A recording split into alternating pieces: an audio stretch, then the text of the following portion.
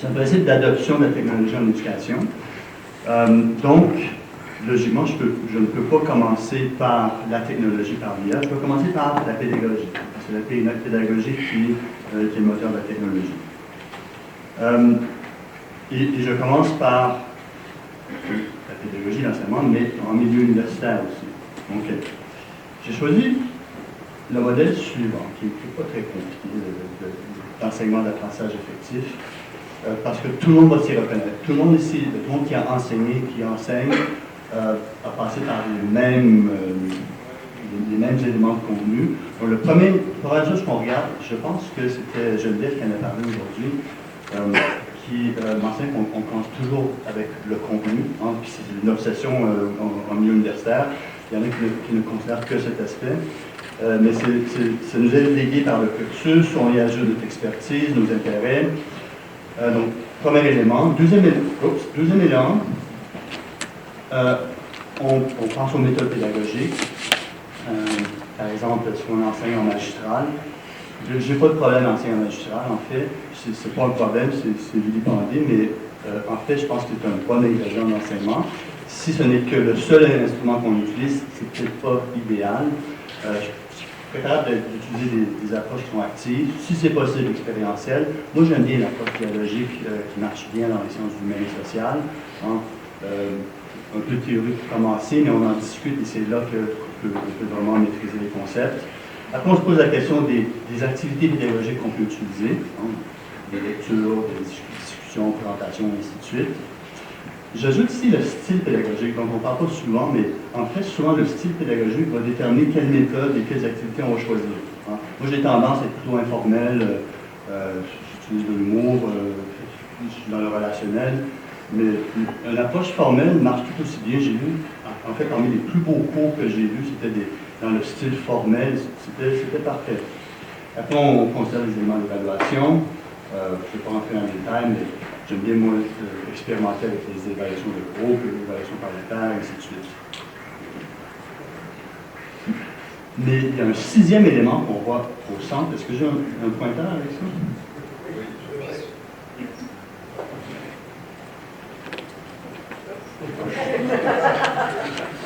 Il est où le pointeur? Moi, j'étais le Chief Information Officer. Parfait.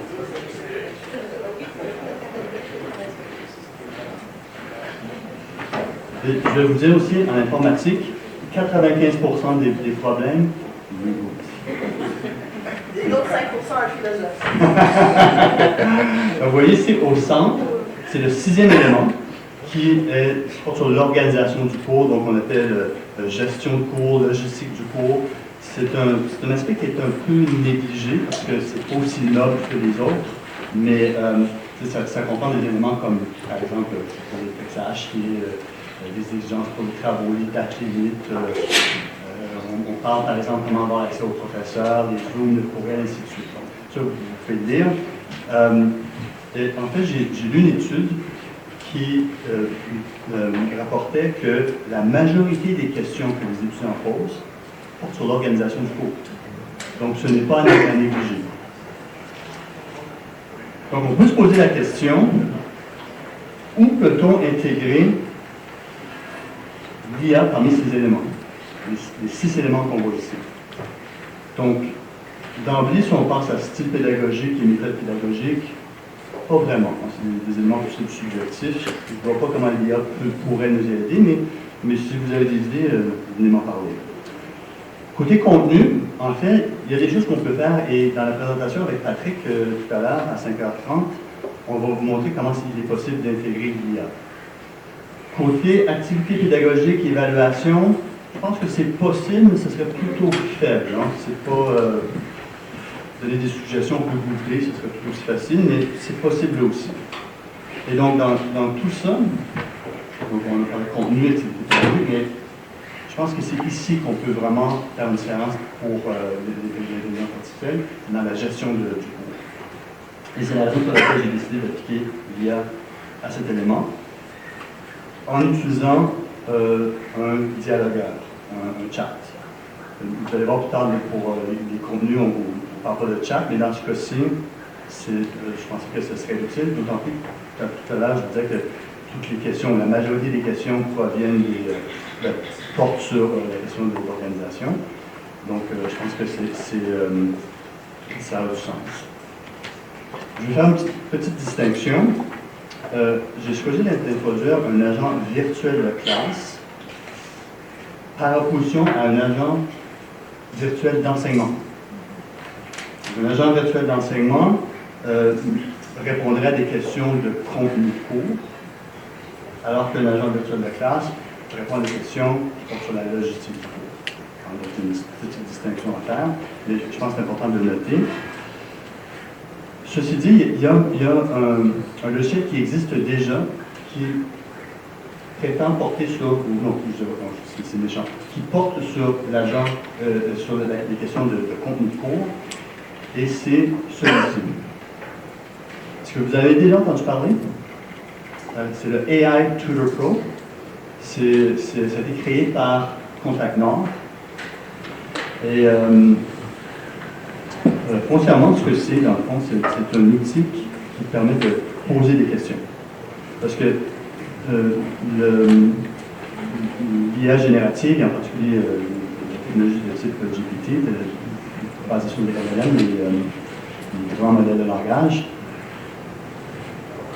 ce qu'ils font bien, c'est des résumés et des choses comme des questions, poser des questions.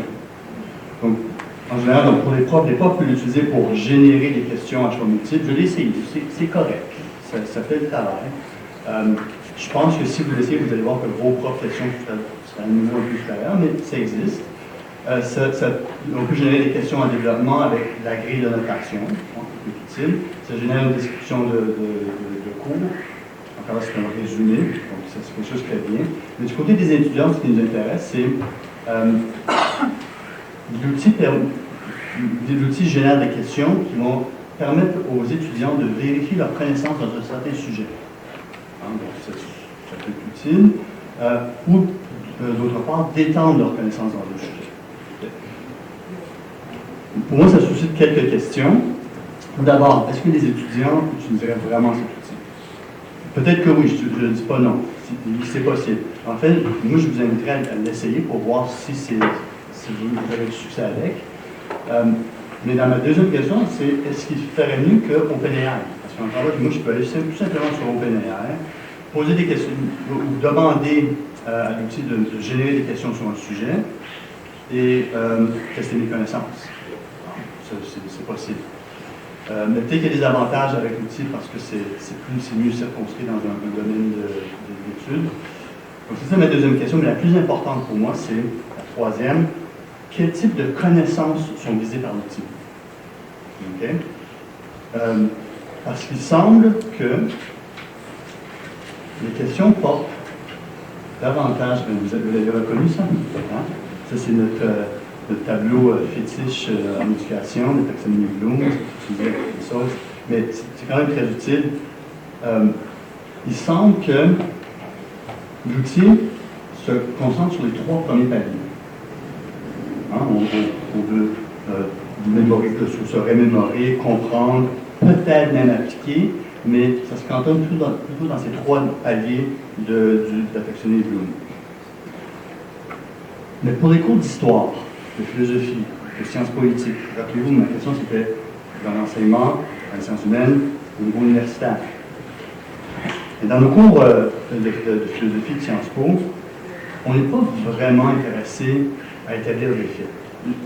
Ça fait partie de des questions aussi, on veut s'entendre sur les faits, mais ce n'est pas là le cœur de ce qu'on présente. Enfin, on est davantage intéressé sur les niveaux cognitifs plus élevés, ceux-ci. On a des activités comme des discussions, des débats, des dissertations, des présentations orales, des examens, et ainsi de suite, parce que le but, c'est d'analyser, d'évaluer, d'argumenter, d'interpréter, d'inférer, collaborer aussi, créer. Ce n'est pas possible dans les trois premiers paliers. Donc ça, c'est la question que je me pose, c'est que si on me pose des questions, d'habitude ça serait factuel, mais même si c'est un peu plus large, je suis sceptique, mais c'est plus qu'une impression que j'ai, parce qu'en fait, il y a eu des études qui ont été faites sur la question. J'en ai sorti 3 ici de 2025 et une de 2024. La plus importante, c'est la première, un shoot de 2025, parce que c'est une méta-analyse. Et voici les résultats. Okay? Les résultats combinés de ces 3 études. On dit que l'IA permet d'améliorer modestement l'engagement et la motivation des étudiants. Ça, c'est pas surprenant parce qu'il y a d'autres études qui montrent que la technologie, souvent, va avoir cet effet en termes de motivation, mais une fois que l'effet de nouveauté disparaît, que la motivation retombe. Okay? Donc, dans ce cas-ci, il y a un effet de nouveauté, c'est clair. On nous dit que ça peut améliorer la performance dans la tâche. Donc, ce qu'on cherche à faire spécifiquement, qui peut-être on dit may improve. Mais, ok, donc on l'accepte. Mais ce que ça dit par ailleurs, c'est que ça nuit au processus cognitif d'ordre supérieur, comme la pensée critique et l'apprentissage approfondi. Et c'est justement ce qu'on cherche dans nos cours d'humanité, de philosophie, de sciences humaines, et ainsi de suite. Donc déjà, c'est un drapeau rouge. Ça réduit, et ça c'est explicite dans la recherche, ça réduit la pensée critique, en particulier chez les plus jeunes, les gens avec moins d'expérience, et ça nuit à la généralisation des savoirs, le fait de pouvoir résoudre des problèmes similaires. Donc là, on est mal parti. Hein. Donc vous comprenez pourquoi j'ai préféré m'en venir à cette dimension plus organisationnelle, gestion de cours, plutôt que de me tourner vers les contenus. Et on a des belles méthodes. Si quelqu'un a une bonne discussion en classe sur, en fait, moi, c'est pas des classes, des sous-groupes. Je ne vois pas d'IA à ce point-ci. Vous pouvez me contredire, je serais heureux d'être contredit, mais j'en vois pas des meilleurs à ce point-ci. Donc, ce que j'aimerais faire, c'est vous relater un peu mon expérience avec les agents virtuels de classe. Parce que le premier prototype que j'avais développé à l'époque, en fait, c'était avec l'équipe de Patrick. En fait, je suis passé par 2 générations de dialogueurs. J'ai manqué la première génération. Celle-ci, vous la connaissez peut-être, celle-ci. C'est Clippy. À l'époque, dans les produits Microsoft, quand on demandait de l'aide, Clippy apparaissait. Puis l'apparition qu'on ne voulait pas, c'est que disparaissait, il était plus fatigant. Donc, ça c'est Clippy, puis je l'inclus parmi les dialogueurs de type IA parce qu'ils utilisent des algorithmes bayésiens. Donc, ce n'est pas simplement des arbres de décision.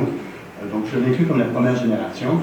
Mais arrive 2011, où on a la nouvelle génération d'IBM Watson Assistant qui utilise le traitement automatique du langage naturel, ce qu'on appelle le Natural Language Processing, NLP. Et là, c'est la révolution. Hein. Vous vous rappelez peut-être de la fameuse joute Jeopardy, hein, que des questions naturelles comme ça, auxquelles tu réponds, c'est comme de la magie. Hein. Je vais vous montrer un peu comment ça fonctionne. C'est pas très magique, c'est très limité. Et la raison pour laquelle ça a si bien fonctionné à Jeopardy, c'est parce qu'ils ont investi des millions et des millions que pour cette tâche. Et quand il y a eu le temps de généraliser à d'autres secteurs, il aurait fallu investir d'autres millions. Ça a donné ce que ça a donné. Hein? Mais arrive à partir de 2022, puis je dis 2022, mais dans le fond c'est 2023 parce que c'est à la fin de 2022, 30 novembre, on a les examens, les vacances, mais en janvier déjà, tout le monde connaissait GPT. C'était ça a eu une envolée incroyable. Et ici, on utilise des grands modèles de langage, des LLMs, et ça a porté le dialogue à un nouveau niveau. Donc, je vais vous parler de mon premier projet, qui était le projet de Al. Ça, c'est Al. Al, ici, c'est Albert Einstein. Ça, ce logo-là, ça a été conçu par la fille de Patrick. Donc, ce qu'on a fait, c'était en 2022, on a créé le dialogue pour un cours d'humanité à l'Université York. Ça utilisait la technologie d'IBM Watson. Donc, ça veut dire que c'est basé sur une technologie qu'on appelle l'extraction de réponse, du retrieval based. Vous allez voir dans un instant ce qu'on entend par ça. Et on a beaucoup appris avec ce dialogue. En fait, on a pu transférer des connaissances de ce type de technologie à la prochaine. Donc, ce n'est pas perdu. On est rapidement passé à autre chose, mais ça nous a vraiment bien servi. Donc, je vais présenter un peu comment ça fonctionne. Ça, c'est dans un mode très simplifié. En fait, si j'avais présenté dans un autre colloque avec un organigramme complexe, ça, c'est quand les gens commencent à sortir leur téléphone portable. Non, pas pour des photos, il y a un truc sur TikTok soudainement qui devient intéressant. Donc, c'est à sa plus simple expression. Mais on ne voit pas les couleurs. Hein. Il y a 3 zones. On ne voit pas très bien, mais il y a la zone utilisateur, ici, qui est l'étudiant. Ici, dans le centre, c'est la zone IA, intelligence artificielle. Et on a la zone auteur. Ça, c'est l'enseignant, le professeur. Donc, on va commencer avec le professeur. Dans cette technologie, il faut prévoir tous les types de questions qui vont être posées. Okay? On les appelle des intentions. Donc, par exemple, manger en classe. À chaque intention correspond une série d'exemples. Il faut penser à des exemples qui correspondent à l'intention, ici, dans ce cas-ci, manger en classe. Peut-on manger en classe? On peut apporter de la bouffe en classe. Peut-on boire pendant le cours? Il faut manuellement prévoir tout ça. Et à chaque intention correspond une réponse. Par exemple, il est interdit de manger en classe. On recommence, la deuxième intention. Par exemple, les éléments sur le campus.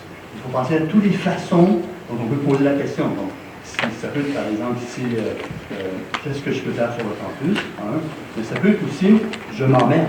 Quelqu'un qui dit je m'emmerde, vous dit, ah, mais vous pouvez faire ceci, cela. OK? Une fois que ça c'est fait, imaginez l'utilisateur pose sa question, quelle est la politique pour la nourriture en classe? Encore une fois, vous voyez, les mots sont différents que les exemples qu'on a donnés ici. Le rôle de l'IA ici, avec le Natural Language Processing, c'est de faire correspondre cette question à une des intentions qu'on a. Et s'il la reconnaît, boum, on peut générer la question, pas générer, mais on donne la réponse de manger en classe. OK, mais vous voyez, il y a une réponse possible ici. OK?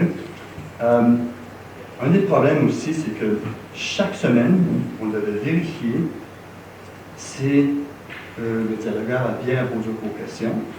Ici, si le chat n'a pas réussi à répondre, il y a normalement deux raisons pour ça.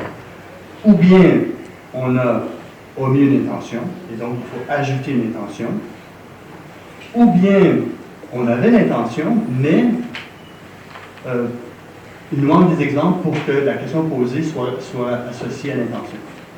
Donc, imaginez le travail qui doit être fait chaque semaine comme ça pour améliorer le système. Ça donne des résultats qui sont quand même bien, parce qu'on avait des taux de réponse d'environ 80%, ce qui est pas mal. Et la logique à l'époque, c'était de dire, mais si on a une IA qui peut répondre à 80% de nos questions, ça fait qu'on a qu'à répondre à 20%, c'est quand même bien. Alors, surtout sur le volume, OK. Donc, plus nos classes sont grandes, plus ça vaut la peine. Une classe de 20 étudiants, on va répondre aux questions directement. Moi, j'ai des grandes classes par ailleurs de 250 étudiants, donc ça vaut la peine. OK, donc ça, c'est la première génération. On passe à la deuxième. Nous en avons la troisième. Donc, on a tout conservé en termes de ce qu'on appelle front-end, l'interface. On avait toujours Al qui était là, on a toujours un agent virtuel de classe par opposition à un agent virtuel d'enseignement, toujours au même cours, mais cette fois-ci c'est le back-end, donc le moteur derrière l'application qui a changé, et maintenant on utilise la nouvelle technologie qui est fondée sur les LLM, donc on utilise. Vous allez voir, le modèle il est complètement différent. Donc si on schématise comme ça, on a toujours nos mêmes 3 espaces, utilisateur, IA et auteur. Dans ce cas-ci, on ne prévoit pas les questions qui vont être posées. On prévoit le contenu à partir de laquelle l'outil pourra répondre. Et ce qu'on fait, c'est qu'on le nourrit avec le syllabus. Mais le syllabus, ce n'est pas suffisant. Dans la question de gestion de classe, le syllabus est un peu un résumé de ce qu'on fait, mais il faut aller dans des détails qui sont beaucoup plus profonds que ce que le syllabus peut offrir. Et donc, j'ai ajouté une foire aux questions. Ici, la beauté ici, c'est que ma foire question, j'avais prévu toutes les intentions dans l'autre dialogueur. Donc, c'était simplement de reprendre ça, créer du contenu spécifiquement pour les questions qui avaient été posées, et on couvre le terrain. Dans un deuxième temps, il faut faire ce qu'on appelle du pre-processing, le pré-traitement de l'information. Mais ici, je vais aller dans un peu plus de détail parce que c'est ici que la magie s'opère. Parce que le système ici, c'est un système qui est quand même assez classique, mais avec le pré-traitement, c'est là que ça devient de la magie. Parce qu'on en arrive à un point où le dialogueur va répondre à peu près à toutes les questions. C'est hallucinant. Et ça, c'est parce qu'on a ajouté cet étape-là en plus. J'y reviens dans un instant pour vous expliquer comment la magie fonctionne. Mais ce qui se passe aussi après le pré-traitement, c'est qu'on doit séparer l'ensemble du syllabus en blocs sémantiques, donc un bloc qui fait sens. Donc, par exemple, un bloc va porter sur l'évaluation, un autre bloc va porter sur la description du cours, un autre sur l'intégrité académique, et ainsi de suite. Comment on fait pour créer ces blocs-là de façon sémantique? C'est simple. Dans le syllabus, on a ce qu'on appelle des headings, des titres, des sous-titres. Si c'est fait avec des vrais headings de Word, ça va reconnaître ce qui suit comme un bloc. Ce qu'on appelle en informatique un node. Donc, ça va être un bloc cohérent sémantique. Donc, ça se fait tout automatiquement. Après, ce qui se passe du côté IA, c'est que chacun de ces blocs va être vectorialisé. Autrement dit, on transforme le texte en nombres, en chiffres. Il faut se rappeler encore, l'IA, c'est de l'informatique, c'est une branche de l'informatique. Son langage, c'est toujours des mathématiques. Il va tout convertir en matrices. Donc, chaque bloc ici correspond à des matrices. Donc, quand l'étudiant pose la question, quelle est la politique concernant la nourriture en classe, cette question-là doit elle aussi être vectorialisée, transformée en nombre. Et après, j'ai mis un petit C pour comparaison, mais la matrice qui est produite ici va être comparée à toutes les autres matrices ici. Et cette comparaison-là, c'est pas de la magie, en fait, c'est ce qu'on appelle un produit scalaire, un dot product, qui va déterminer quand proche une matrice est de l'autre. Tout simplement. Et donc, quand on programme ça, en fait, c'est une fonction mathématique. C'est même pas... en fait, on s'approche de la langue idéale de Leibniz. Mais non, mais c'est vraiment, comme je disais, la magie. Je suis comme un poisson qui est dans l'eau comme ça, je ne comprends pas ce qui se passe, mais c'est magique. Bon, voilà. Donc, une fois que, après le produit scalaire, on détermine par exemple que c'est le bloc 3 qui est le plus proche de la question. On va dire, OK, ça veut dire qu'on identifie le bloc 3 comme étant le bloc qui est le plus pertinent. C'est envoyé à ChatGPT avec la question et on génère une question. Je vais aller un peu plus dans le détail dans cette portion ici. Parce que vous avez tous utilisé ChatGPT.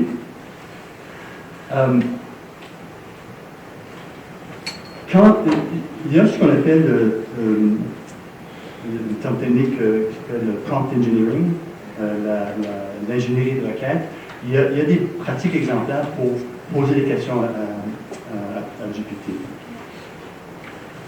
Typiquement, si vous voulez poser une bonne question, vous dites qui vous êtes.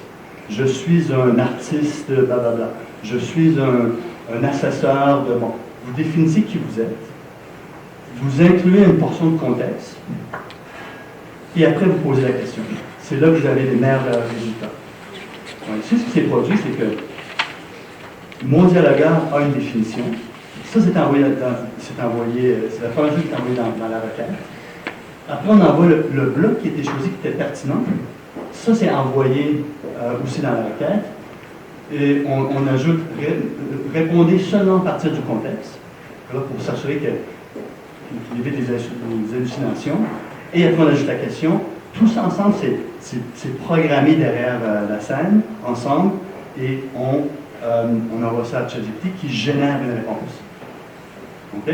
Donc, vous voyez comment ça marche. C'est complètement différent de la technologie précédente, mais quand je parlais des avantages et des désavantages, une belle chose de ça, c'est que GPT s'adapte à la question.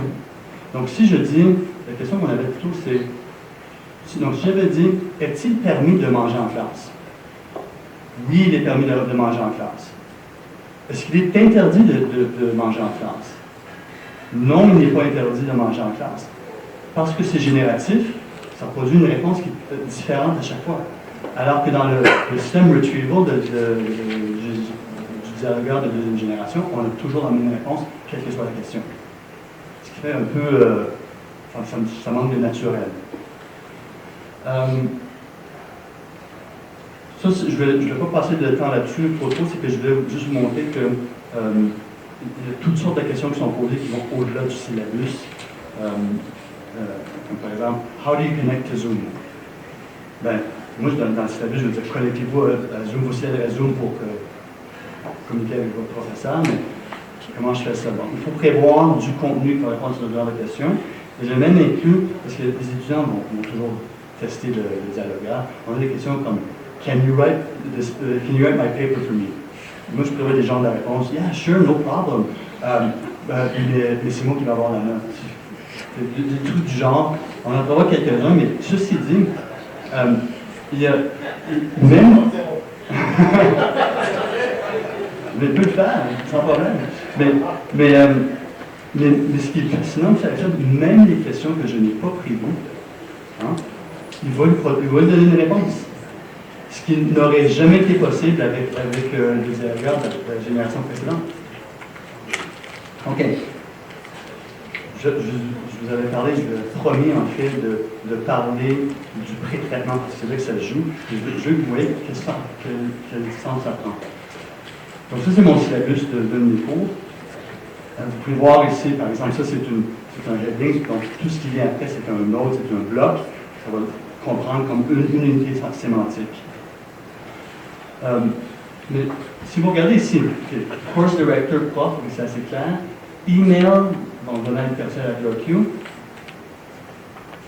Tous les humains vont comprendre ce que ça veut dire. Vous allez comprendre que c'est mon adresse électronique. Mais une machine maintenant, email, domaine partiel. C'est pas écrit que c'est le email de domaine partiel qui est. Et en fait, peut-être qu'il faut le reconnaître avec le nom de domaine partiel, mais si ça avait été dipper.lq.ca, c'est pas clair. Donc, c'est une source d'erreur potentielle qu'il faut éliminer. Donc, dans le pré-traitement, ce qu'on va faire, c'est qu'on va réécrire ceci. Donc, ça, c'est pas une partie IA, c'est une partie purement programmation en Python, tout simple. Mais ce qui est ici va être traduit en langage naturel. Donc, on écrit au long, the course director's email is blah blah blah. En fait, j'ai rajouté une autre étape, parce que mes étudiants n'appellent pas nécessairement course director, ils peuvent dire instructor, professor, teacher. Donc, moi, ce que j'écris, c'est the course director's, or teachers, or professors, or instructors' email is. Bon, moi, je n'ai pas à l'écrire au long, c'est la machine qui l'écrit. Donc, je peux mettre tous les détails que je veux. Mais je m'assure que tout est écrit au long. Comme ça, la machine ne se trompera pas. Un autre cas où ils peuvent se tromper, c'est un tableau. Un tableau, vous allez le reconnaître. Je m'excuse, le Canada. J'ai eu envie de faire un Trump et d'embrasser le fer Bravo. Ça m'est passé par l'esprit. Mais bon. OK.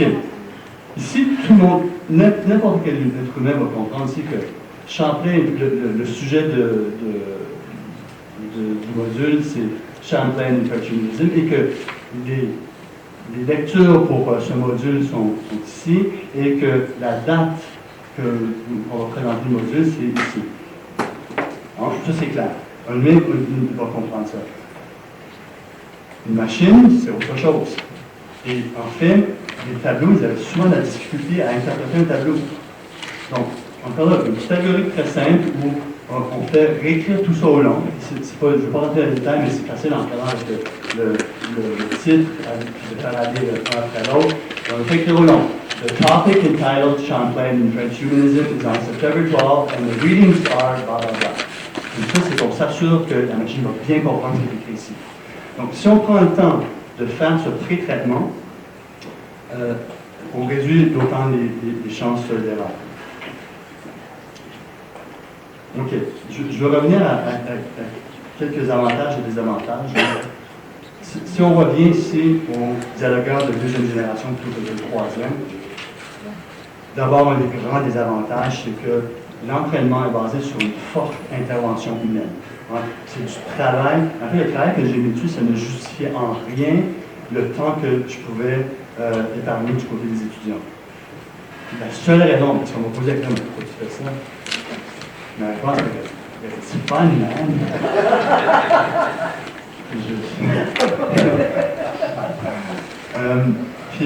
Bon, mais c'est ça. Bon, parmi les désavantages, bon, ça ne marche que sur les questions qui ont été prévues. Le taux d'efficacité est pas mal, c'est pas désastreux, mais ça me semble que ça pourrait être aujourd'hui à l'ère de l'intelligence artificielle. Mais autre chose que j'ai découvert rapidement, c'est qu'on est en mode question-réponse plutôt que d'être en mode conversation. La différence, c'est que si je pose la question, quelle est la pondération quelle est la pondération pour le premier essai? La réponse. Et pour le deuxième essai. Et pour le deuxième essai, ce n'est pas une question complète. Il reste 2 minutes. Ce n'est pas une question complète. Et donc, la machine ne comprendra pas.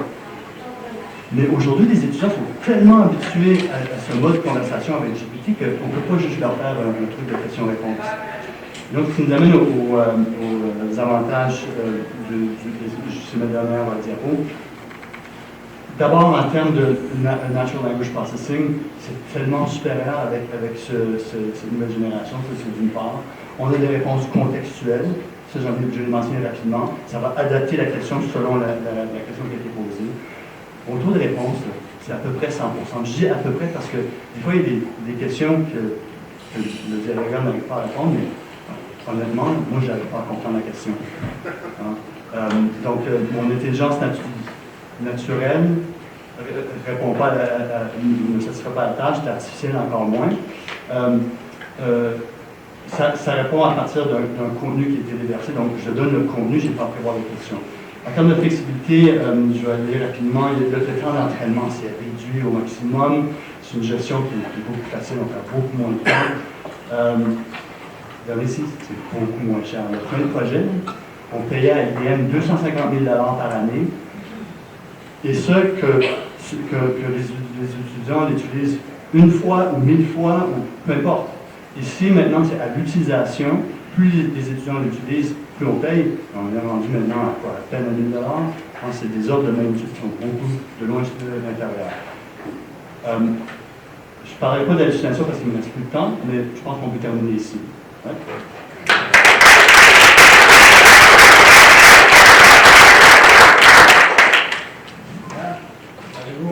Maintenant, pour une question, en fait, je t'ai donné 2 minutes de plus, c'est pas que tu es resté 2 minutes. Oui, mais juste pour que tu puisses... Privilège de retraité. Privilège de retraité. Ah, oui, c'est vrai. Alors, le temps pour une bonne question pour Denard. Elle n'est pas bonne, mais... On va le blâmer, c'est... Non, mais je m'interroge juste dans la pratique. Donc tu dis aux étudiants d'aller consulter ton dialogueur, ouais. Et il se trouve où? Dans mon cours, parce que moi je travaille dans un LMS. En fait, on va le voir dans l'atelier. Je travaille toujours à partir d'un LMS. Je pense que je te l'ai mentionné hier, il n'y a pas un morceau de papier qui est utilisé, tout est électronique. Donc à partir du LMS, du cours, il y a un petit icône, ils cliquent là-dessus et posent la question. Et en fait, ce que je leur dis, vous devez passer par R avant de m'envoyer un courriel. Puis en fait, c'est pas parce que je veux pas répondre, ça me fait plaisir, mais je veux vraiment qu'ils s'habituent à l'utiliser parce que on est des humains, on veut parler des êtres humains. Mais en leur disant ça, s'ils me l'envoyaient directement, je répondais à la question, en fait, je leur disais, en fait, je vais aller voir sur R et R me dit que voici la réponse. Donc, je ne vais pas faire mon chien quand même. Donc c'est une API que tu mets, qui est disponible sur ton interface. C'est ça. Moi, j'ai juste une dernière petite question. Ouais.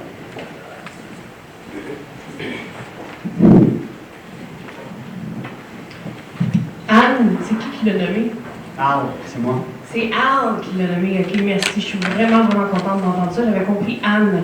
Parce qu'il y a un surplus de robots qui s'appellent par des prénoms féminins. Oui, j'ai vu la recherche là-dessus. Ok, merci. Puis, en fait, nous, à l'université, on essaie toujours de prendre un nom neutre, je sais pas comment on dit, là, mais gender neutral. Puis en fait, je suis allé avec Al parce que, d'une part, dans la recherche, on disait que quand on a il faut anthropomorphiser, ils sont plus efficaces quand les chats sont anthropomorphisés. Il y avait certains degrés de succès avec un et l'autre, mais comme ça, on peut avoir d'accuser si on a un homme, parce qu'avec les femmes, on dit ça les met dans des subservient positions, puis bon, si je veux un homme, ça va, et ça le humanise davantage. Puis en fait, il y a des gens qui se sont opposés à l'université, puis c'est mon projet, donc, make me. Excellent. On va arrêter là. On va dire merci à Donald.